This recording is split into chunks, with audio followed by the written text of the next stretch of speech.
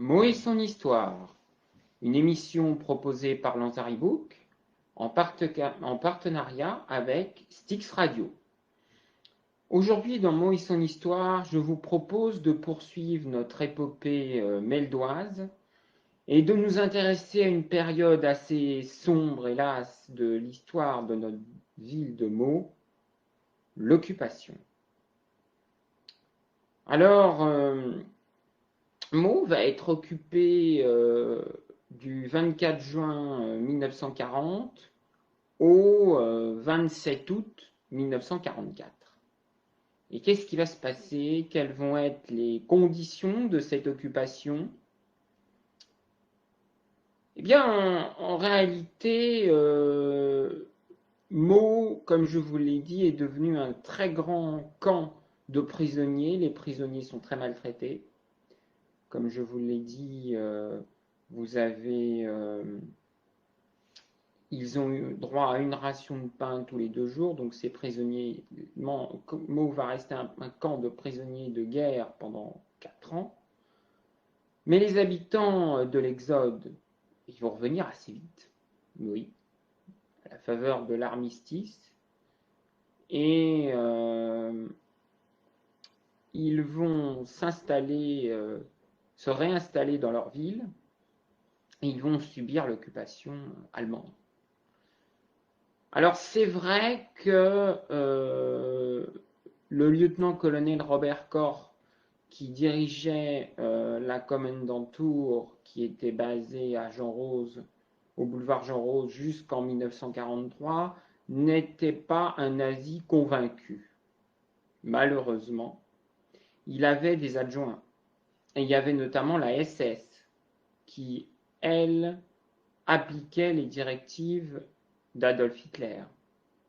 Et à partir de là, les persécutions vont s'enchaîner, notamment à l'encontre des Juifs et aussi des opposants politiques.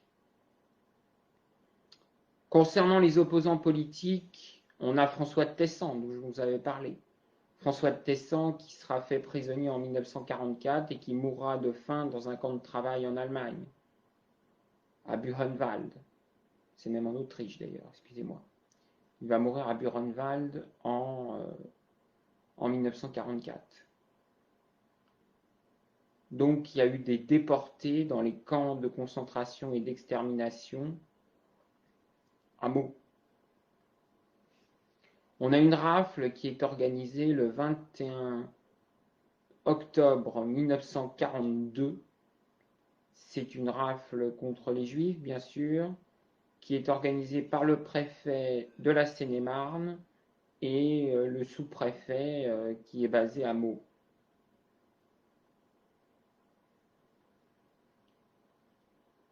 La Feldgendarmerie pour les Allemands était installée rue Saint-Faron.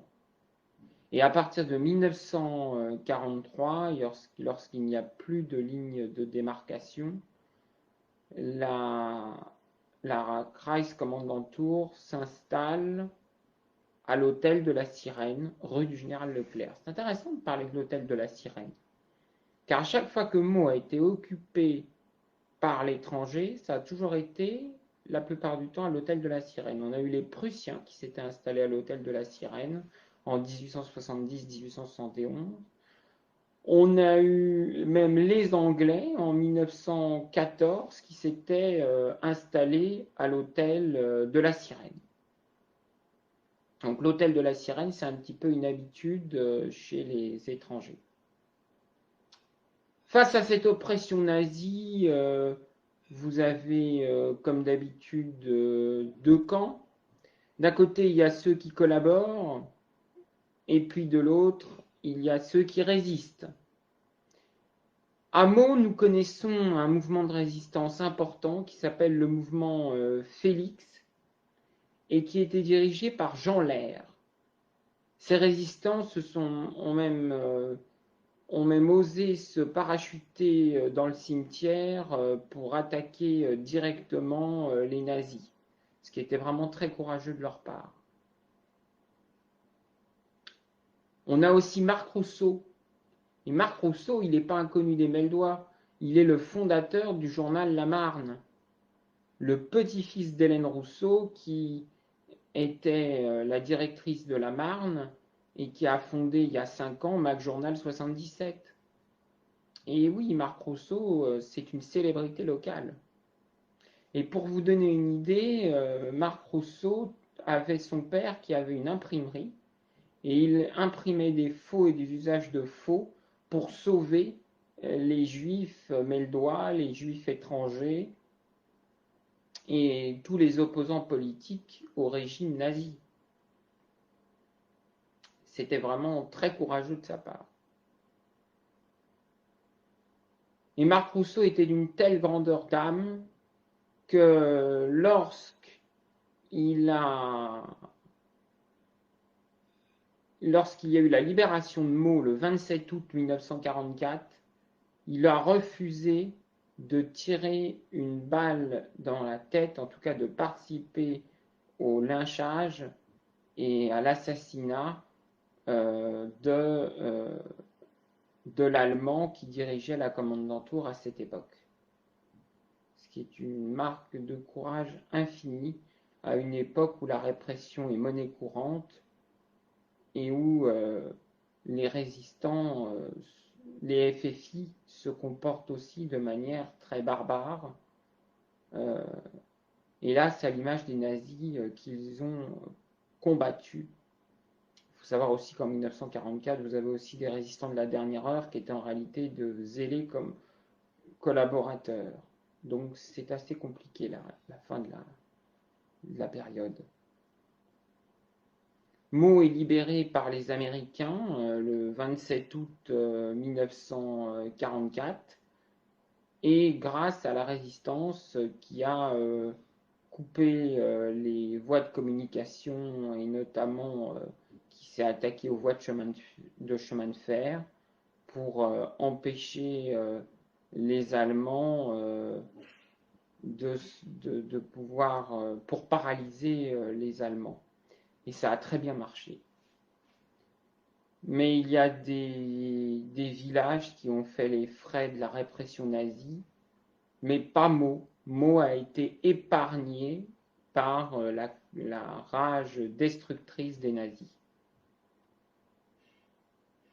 Meaux n'a juste eu qu'à subir l'occupation et, comme je vous l'ai dit, une certaine les déportations et les rafles.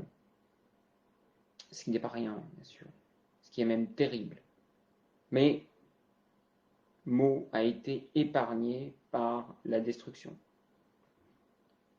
Alors que, par exemple, on a eu dans l'histoire de la ville de Meaux, comme je vous l'ai dit, des pillages. Hein. Je pense à 1814, Meaux qui avait été pillé complètement. Et là, non. Il n'y a pas cela.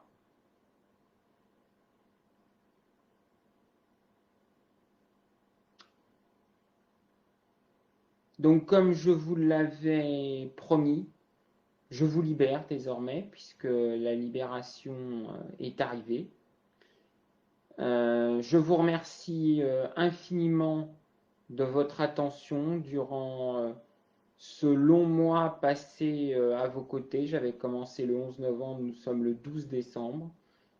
Nous avons parcouru l'histoire de la ville de Meaux jusqu'à la libération, depuis ses origines jusqu'à la libération de 1944. Le confinement va s'achever en début de semaine prochaine, hein, le mardi 15 décembre, comme l'a annoncé le gouvernement. Alors vous pouvez me retrouver de diverses manières. Si vous êtes meldois ou des alentours, je vous invite à venir à mes conférences que je vais organiser prochainement ou à mes visites conférences, si vous le voulez. Je suis historien auto-entrepreneur en freelance, donc vous avez la possibilité de me contacter. Envoyez-moi un message privé sur Facebook. Et puis, vous retrouverez toutes les émissions du confinement sur la page Lanzaribook Meaux euh, la page dans un e-book Benoît Cazer, mots et son histoire. Et vous retrouverez également mon, toutes mes émissions sur l'Anzaribook Mo, la chaîne YouTube. Plus tard sur ma chaîne YouTube, Benoît Cazer, un autre regard sur l'histoire. Et sur l'Office du tourisme de Meaux également. Sachez également que pour l'histoire du Brie de Meaux, je vais faire très bientôt, quand les musées rouvriront, des visites à la Maison du Brie, euh, qui est aussi l'Office du tourisme de la ville de Meaux, qui seront thématiques sur l'histoire de la ville de Meaux. Et je suis également guide en ma qualité de guide conférencier à la communauté d'agglomération du Pays de Meaux. Je fais également des visites au musée de la Grande Guerre, vous pourrez tomber sur moi. Et je vous dis, et je ferai également peut-être des visites à l'exposition Feu les Moulins au musée Bossuet. Et je vous annonce également, bien sûr, hein, comme je vous l'ai dit, que je suis en freelance, donc vous pouvez me contacter si vous voulez des visites privées. Je fais 10 € par personne. Je vous remercie beaucoup de votre attention et je vous dis à très bientôt. Au revoir.